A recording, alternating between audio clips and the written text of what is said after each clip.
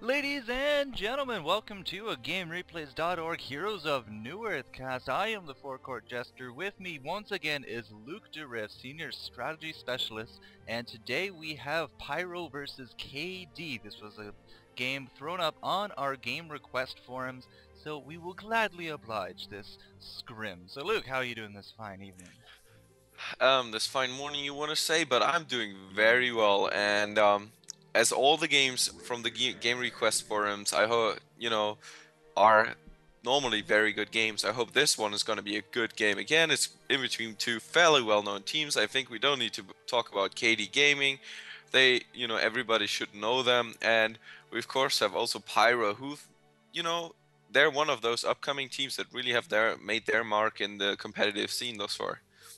Yeah, I think they've taken on at least a few others like DM and Empire, and definitely holding their own and even winning a few of those. So they're quite an impressive up and coming. But let's focus a little bit on the heroes. Today we had banned Dr. Repulsor, of course, Kraken, which is a little interesting, Pharaoh, Thunderbringer, Soul Stealer, and Devourer. Now this is not the Halloween patch 1.0.15. This is a pre-patch before that, so 0.14 is my best bet. So that was the Kraken rework.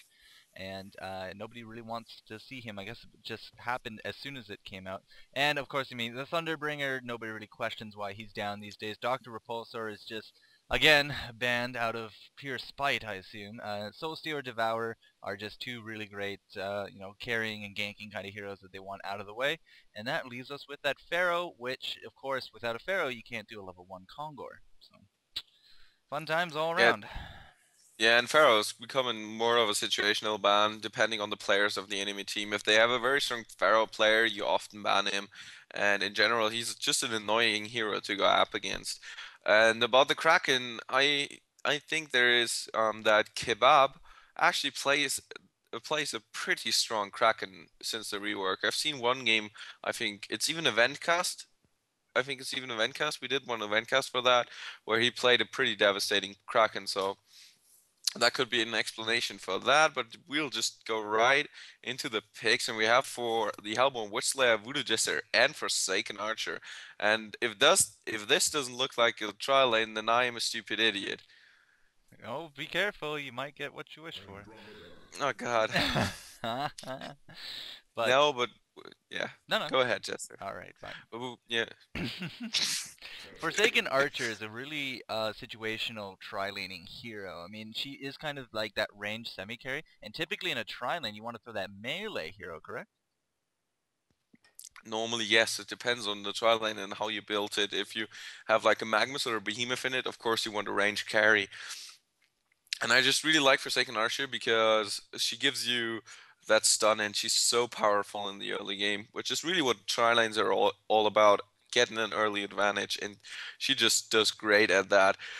But looking at the Legion lineup, we have Pebbles, Wretched Hag, Andromeda, and Amphora, and that would also look like a tri-lane setup by Pyro with Pebbles in mid, Wretched Hag in the Heart Solo, then Andromeda and Amphora in the tri-lane with another hero that they're gonna pick next. That is my best guess.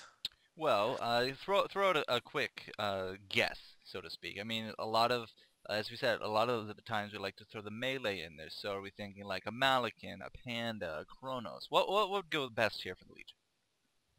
Hmm. It really depends on the preferences of the players. I don't know. Is it Pyro that have um, this very strong Malikan player? There's one of the new teams that have a really really good and strong Malikan player. I'm not sure. Wow. If it's it's either Pyro or MILF, I'm not sure. But it really depends on the preferences of the players. I can attest MILF has Most a of the time. very strong Malakin Oh player. yeah, okay. Then it was them. But looking at the Hellborn lineup now, with the last two picks being Flint, Beastwood, and Valkyrie, they definitely have some choices to make. They have, of course, um, a lineup with 5 ranged heroes. They don't have a really strong initiator, I have to say, which I don't like at all. I say that and point that out one time and time again, but without a strong initiator, you're really screwed most of the time. to be honest. However, they have two heroes that they could send in the tri lane. They could either run Flint Beastwood in the tri lane or Forsaken Archer. I'm not sure which one they're gonna go, but judging that Magix normally plays their solo mid, and Black is more of the hero that farms and plays the hard carry in the tri lane. I suppose that Flint Beastwood will go in the tri lane, and Forsaken Archer will end up in the mid, soloing mid.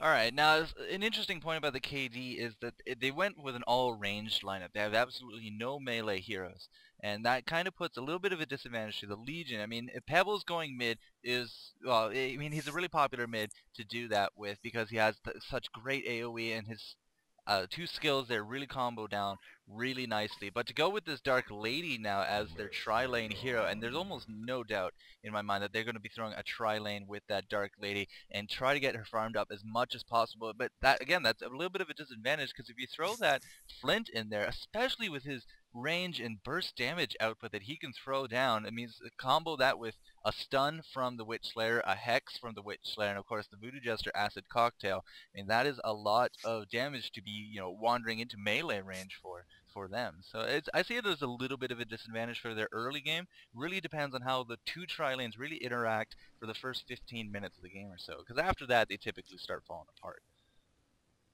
Yes, it depends really how they're gonna work their lanes, because um the Halberd now can either send Flint in mid or Forsaken Archer, and both heroes are really strong against Pebbles. I think there are two of like Forsaken Archer especially. She's got a pretty good base damage, and what really counters Pebbles pretty hard is if we can shut him down really early on. And the best way to do so is with tons of physical damage, because he's got solo base armor that he will just, that you will deal so much damage to him with auto attacks. And even the skeletons deal physical damage, so that's even more physical damage. And Forsaken Archer is heading mid, so if Pebbles decides to go mid on his own, then he will definitely struggle, in my opinion. He has the lowest base armor in the game, I believe, correct? Yeah, 0.26. I got him at 0.54, but that's probably Okay. because a little bit of his items, the Crushing Claws and the Mark of the Novice, probably add a little bit to that. Yeah, I suppose. Mm. Yes, they should, Well, because armor's based on no. agility, so I don't know why I said that, Yeah. because neither of those grant agility. Yeah, but the Oh, there minor we go, totems minor do totem. agility. I was looking at that so hard, it's like, what am I missing here? As you said, early morning But for you, late night for me, blah, blah, blah. I don't yeah, know, but I kind of see a little bit of a shift here. I don't see the Legion tri-lane. They're going to actually try a dual lane with the Dark Lady instead. Dark Lady with that Andromeda support. she's gonna. Oh my God, Let's get a what they thought out do here, is, yeah? yeah, it's just like I'm really stunned. This is really ballsy by Pyro, what they do, and it just takes so much risk, because their lane is so much weaker than the lane from the Hellborn, with their triple ranged combination with two stuns, a hex, and the slow from Flint Beastwood. And Andromeda is also not a typical babysitter. She's more of an offensive support hero, a roamer, or a hero that generally works well in a tri lane. So I'm gonna be, I'm gonna be flattered if Dark Lady actually managed to get some farm, but I highly doubt You'll it. be flattered. I highly doubt That's it. an interesting choice of Yes, words. I'm happy. My English is not very good. You'll be flattered. You're Okay, no, we'll leave it at that. We'll leave it at whatever. that. But, I mean, as you said, it's a little bit of a risky move, but because of that, now they've actually cycled, the Hellborn has actually cycled their tri-lane out as well. So they're going to leave Flint and the Witch Slayer down here to counter that Dark Lady Andromeda, and Dark Lady already has taken that level 2. Valkyrie, however, needs a little bit of support from this Nymphora Pebbles lane, and now this is a really good combo if they're going to do what I think they do, because what Pebbles does is, of course, the one-trick pony style of throwing out the Stalagmites and Chuck combo so that the double damage stacks upon itself. And Nymphora here, great range support, gets off an extra stun, allows the Stalagmites, a lot of time to land. I mean, it's a good facility for aiming.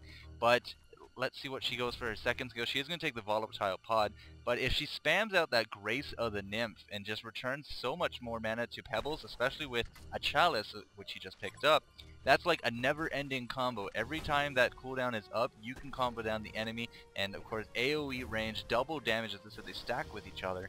And that's going to be a very annoying lane for the Hellborn to face if they do indeed start spamming that.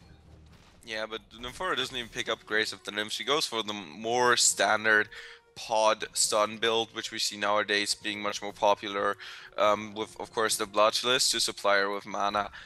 Makes it a lot more aggressive, but as you said, it probably would have worked better if they would have given, you know, Pebbles infinite mana to spam his stuns, to spam, especially as soon as he hits level 5, he actually deals a ton of burst damage against two very squishy heroes in the form of LukDeRiff and Valkyrie. That is going to be hard.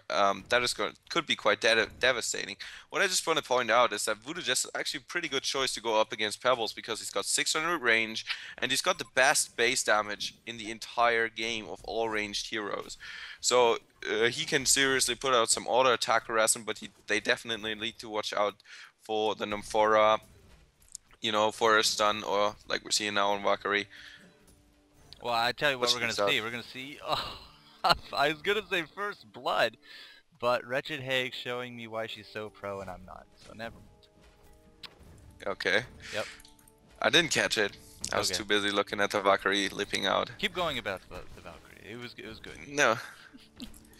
Yeah, this is just what I wanted to say. Now you just completely threw me off the hook. I thought it would be First Blood. I mean, she was like one auto attack away, but the blink came up just in time. Yeah, strong. That's why you know, Wretched Hag is really annoying to go up against, but she's gonna have some trouble against Forsaken Archer because Forsaken Archer has just so, you know, so much better auto attack, so much better base damage. She's not gonna really kill Wretched Hag, but she's definitely win the lane in terms of creep kills and creep denies, I think. Okay, there's the First Blood. Pebble is gonna get caught out by that stun arrow with the help of that Voodoo Jester, and Nymphora is not gonna go and join him after all, but she is definitely really hurt. She did pick up a level 1 Grace of the Nymph, you see, so she's not going that straight pod stun build. She will be trying a little bit of that infinite mana stuff, a little bit of a combo on the Dark Lady down south as someone disconnects, but they are unimportant as we have, I mean, it's a 5 ranged hero lineup for KD, so no matter what lane really either of their melees go in, they're really just going to be at a disadvantage, and I just can't stress that enough. It's kind of, you know, I hesitant to say cheap way to put it about, but it's also a very strong combo. That's not to say it's an unbreakable combo. Late game, those melees can really, if they get a lot of farm, they can really start messing up. I mean, like Flint, for example, great damage dealer, but 587 hit points even after level 4. He's just a really squishy guy. His hit points don't really start taking off until he starts getting a lot more of those tanky items, Frostwolf Skull, Nullstone, that kind of deal. So, I mean, it's a risk, but if you can pull it off, it's also very strong. Yeah, definitely. What I see the problem with down bottom is that they have Andromeda babysitting that Dark Lady, and that doesn't work out because Andromeda is just not a strong babysitter. Like, then you normally want a typical babysitter like Plague Rider, like Demented Shaman, who are just much more, they offer just much more alone by themselves than Andromeda does in terms of babysitting capabilities, because of heal, because of stronger harass, and all of that.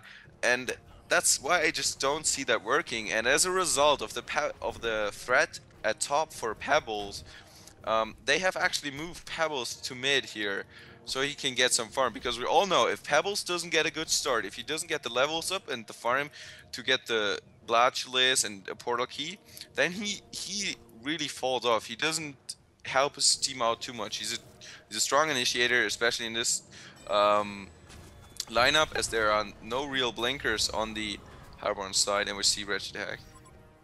Oh no, it's no. What? No, Andromeda died. Right? Yes, sorry, I was just not looking. I was all caught up in my great storytelling. Mm-hmm. Yeah, whatever. But no, we No. had you know, that Forsaken Archer using her level 6 skills plus, you know, a haste rune. Come all the way down south, was found out by the Wretched Hag, so that kind of forced their hand. They had to go in. Who else to go in on but that Andromeda at level 3 squish